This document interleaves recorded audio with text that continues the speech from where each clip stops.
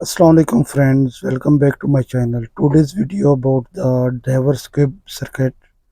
If this fault is showing in your diagnostic tool, what you have to do, I will tell you in this video. आज की video में जो हम बात करेंगे वो है एयर बैग के हवाले से जो ड्राइवर और पैसेंजर साइड स्क्विब फॉल्ट आता है। जैसे इस वीडियो में आप देख सकते हैं, open a potential circuit, open in pretension squib, passenger seat and driver side squib. तो इसका क्या मतलब है, इस वीडियो में मैं आपको बताता हूँ कि ये एक्चुअली होता क्या है कि जो driver side and passenger side seat belt है, ये सीट बेल्ट जो है उसके अंदर भी ये एयर बैग का एक जो समझ लें कि सेंसर लगा हुआ है। उसके हवाले से अगर कोई आपकी गाड़ी का एक्सीडेंट हो जाता है तो उस कंडीशन में ये दोनों जो सीट बेल्ट हैं, ड्राइवर और पैसेंजर साइड है, ये भी आपको बाद में गाड़ी रिस्टोर होने पे रिप्लेस करना है। As you see in this video, this car was accident, and due to accident, driver front and passenger front airbag was burst. So I changed two new.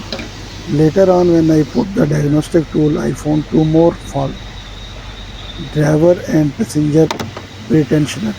So what this means? I found this problem. This is airbag, and here you will see this yellow color small module. This was when there is accident, this all four will be damaged. So how you have to remove, I show you before, and this is another good one, old but good one. I fixed back, and after that when I put the scanner, the fault was removed. तो इस video में आपको मैंने बताया कि दोनों जो driver और पैसेंजर साइड के हैं उनको मैंने रिमूव किया एयर बैग को, सॉरी इसको सीट बेल्ट को।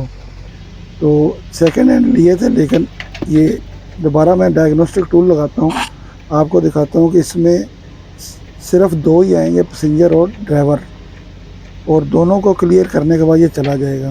तो वीडियो अच्छी लगे तो वीडियो को लाइक करें, दोस्तों शेयर करें, और काइंडली चैनल को सब्सक्राइब करें। Thank you very much. मिलते हैं नेक्स्ट वीडियो में इंशाल्लाह।